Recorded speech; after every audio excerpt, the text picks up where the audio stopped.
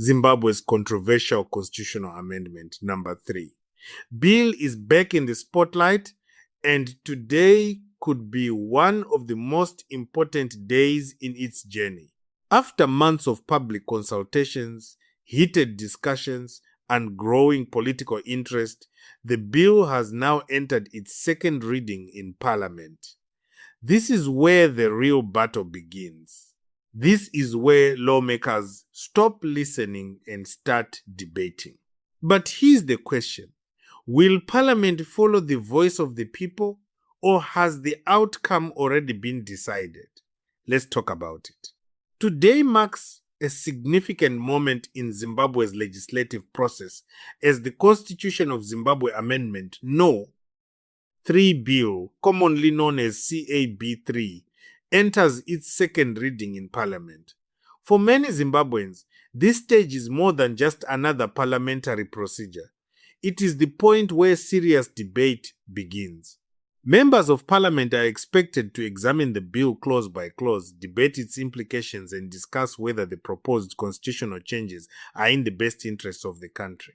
At the same time, the Portfolio Committee on Justice, Legal and Parliamentary Affairs is expected to present its report based on public consultations held across the country. This report is particularly important because it contains the views, concerns, and recommendations gathered from ordinary Zimbabweans during nationwide hearings. Now, let's pause for a moment. Why does this matter? Because constitutions are not ordinary documents. They are the foundation of a nation. They define how power is exercised. They establish the rights of citizens. And they set the rules that governments must follow. So whenever a constitution is amended, people naturally pay close attention. And that's exactly what's happening with CAB3. Supporters of the bill argue that constitutional amendments are sometimes necessary to improve governance and strengthen institutions.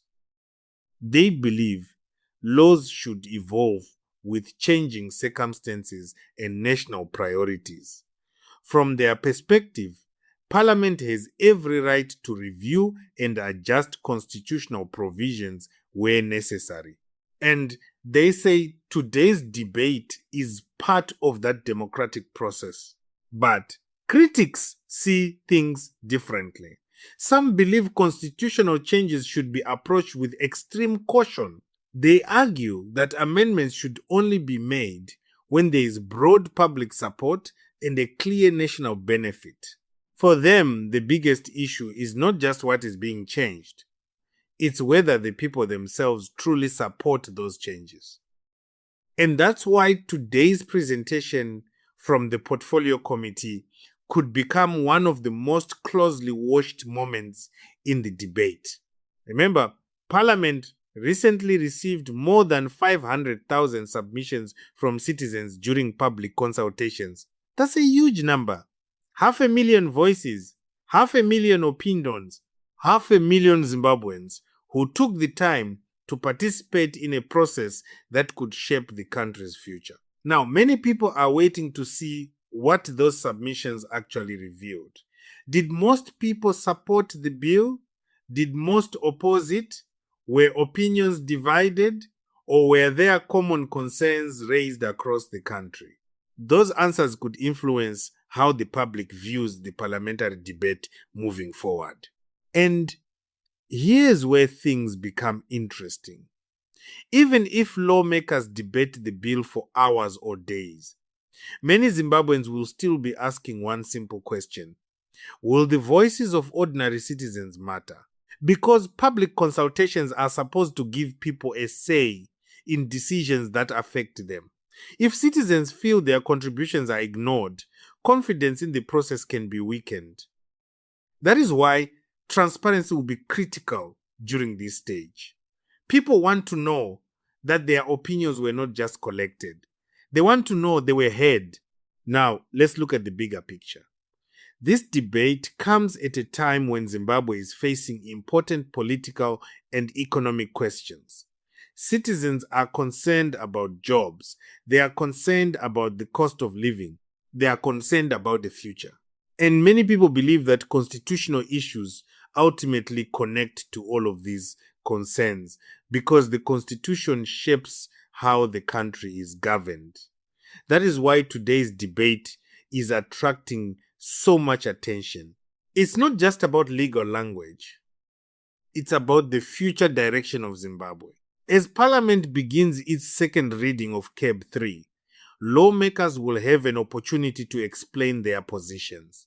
Some will defend the bill, others may challenge it, and some may call for changes before it proceeds further. What happens next could have long-term implications for Zimbabwe's constitutional framework. One thing is certain: today is not the end of the process. In many ways, it is the beginning of the most important phase, the phase where ideas are tested, arguments are challenged, and decisions that could affect future generations start taking shape. The spotlight is now firmly on Parliament, and the nation is watching. Now I want to hear from you. Do you think Parliament will take the public's views seriously? Should constitutional amendments require overwhelming public support before they are passed? And what do you think is the most important issue lawmakers should focus on during this debate? Drop your thoughts in the comments below. If you enjoyed this update, don't forget to like, subscribe, and turn on notifications for more Zimbabwe and Africa news. Thanks for watching, and I'll see you in the next video.